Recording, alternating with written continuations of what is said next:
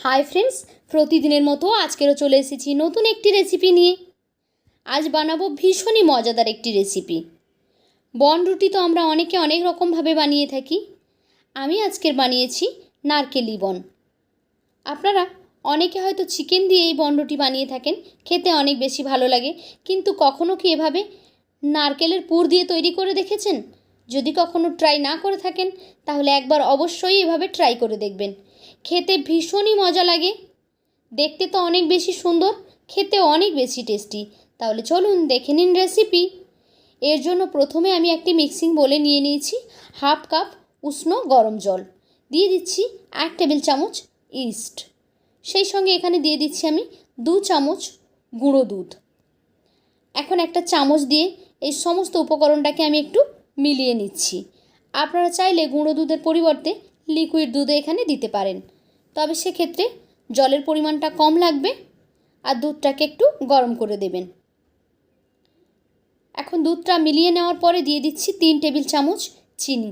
চিনিটা আপনারা একটু কম বেশি করে নিতে পারেন। এখানে যে একটু বেশি মিষ্টি খেতে পছন্দ করে তারা একটু বেশি দিতে পারেন। চিনিটা দেওয়ার পর আমি এখানে দিয়ে দিচ্ছি 1 কাপ ময়দা।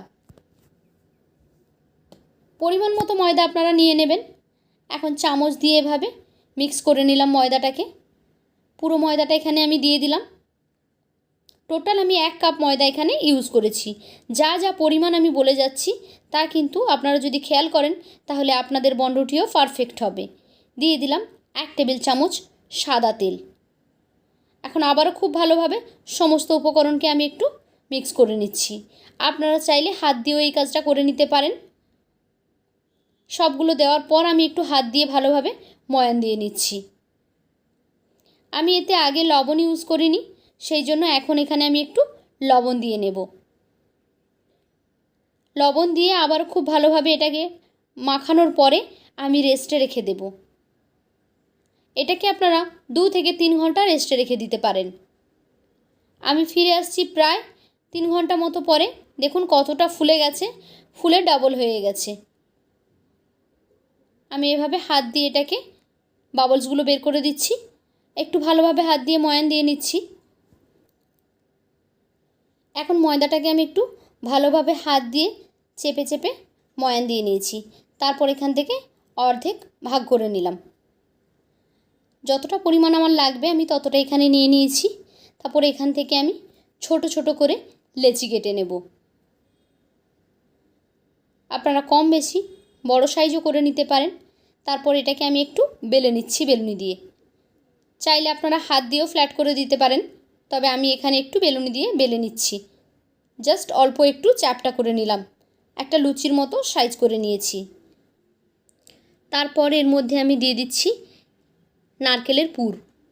আমি এখানে চিনি আর নারকেল দিয়ে পুরটাকে বানিয়ে নিয়েছি। সেই নারকেলের পুরটাই এখানে মাঝখানে দিয়ে দিয়েছি। আপনারা চাইলে যে কোনো ধরনের পুর দিয়ে কিন্তু এই বনরুটিটা বানিয়ে নিতে পারেন। তারপর এভাবে একটু চ্যাপটা করে দিয়েছি। দেখুন একই রকমভাবে এখানে আমি সবগুলোকে তৈরি করে নেব। সবগুলো তৈরি করা হয়ে গেলে এগুলোকে আমি কিছুক্ষণের জন্য রেস্টে দিয়ে দেব। প্রায় 10 মিনিট মতো এভাবেই আমি এতে একটা র্যাপার দিয়ে ঢেকে রেস্টে রেখে দিচ্ছি। 10 মিনিট পরে এগুলোকে আমি ফ্রাই করে নেব। গ্যাসে একটি প্যান বসিয়ে দিয়েছি, দিয়ে দিলাম 1 চামচ মতো তেল।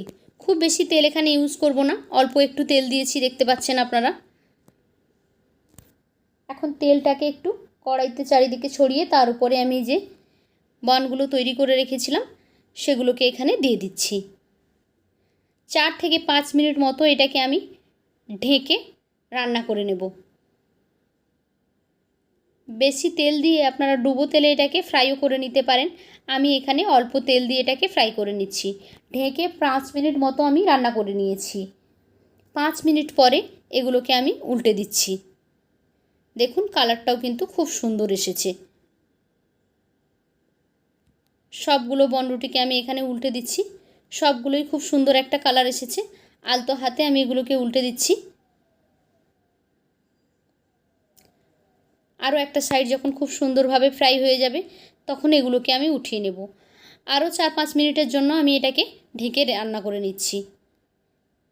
তো ফিরে এলাম প্রায় 4 মিনিট মতো পরে দেখুন দুটো সাইড খুব সুন্দর কালার হয়ে গেছে। আর এই আমার বনরুটিগুলো একেবারেই রেডি হয়ে গেছে।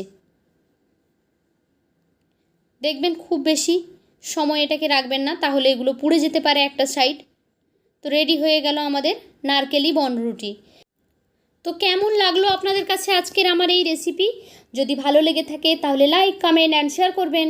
আর এই রকমই নিত্য নতুন রেসিপি পেতে আমার চ্যানেলটিকে সাবস্ক্রাইব করে বেল আইকনে ক্লিক করে নোটিফিকেশান অন করে দেবেন। তাহলে যখনই আমি কোনো নতুন ভিডিও আপলোড করব, সেই ভিডিওর নোটিফিকেশান সবার আগে পৌঁছে যাবে আপনাদের ফোনে। আর যারা ফেসবুক থেকে ভিডিওটি দেখছেন তারা প্লিজ আমার পেজটিকে ফলো করে দেবেন।